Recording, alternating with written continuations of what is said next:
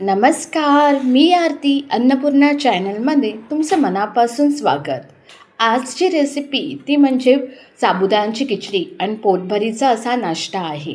आणि साबुदाण्याची खिचडी नॉर्मली कढईला चिकटते, त्यासाठी मी काही टिप्स सांगणार आहे. तर संपूर्ण व्हिडिओ नक्की बघा. आणि साबुदाण्याची खिचडीला तेल जास्त घालायचं आणि तेल गरम झाल्यावर जिरं, हिरवी मिरची, कढीपत्ता आणि उकडलेला बटाटा, एक अख्खा लिंबाचा रस, मीठ चवीनुसार आणि हे सर्व काही तेलामध्ये परतून घ्यायचं आहे.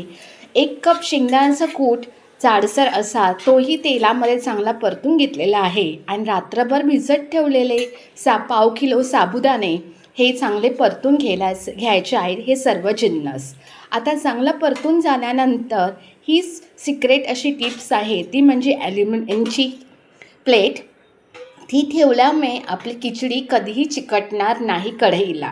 तर सर्व काही मिक्स केलेलं आहे आणि पुन्हा 7-8 मिनटाने मी चमच्याने ढवळून घेत आहे आणि आपली तयार झाली. आणि वरून कोथिंबीर घालायची. आपली तयार झाली साबुदाण्याची मोकळीशी अशी खिचडी. कढईला साबुदाणा चिटकू नये म्हणून कढईच्या खालच्या बेसला मी हा पत्रा वापरत आहे. तर हा पत्रा मी घावण्यासाठी वापरते. नॉर्मली भिड्याचा घावणा असेल तर त्यासाठी मी हा पत्रा वापरते. तुमच्याकडे जो काही ॲल्युमिनियमची प्लेट असेल तर या प्लेटचा तुम्ही घावणे बनवण्यासाठी, भिड्याचे घावणे बनवण्यासाठी यूज करू शकता. किंवा साबुदाण्याची खिचडी खाली बेसला ठेवा, गॅसवर शेगडीवर ठेवा आणि मग वर कढई ठेवा.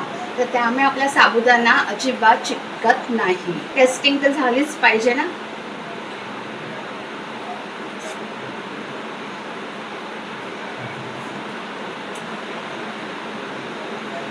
एक नंबर झाले. ते ट्राय करा.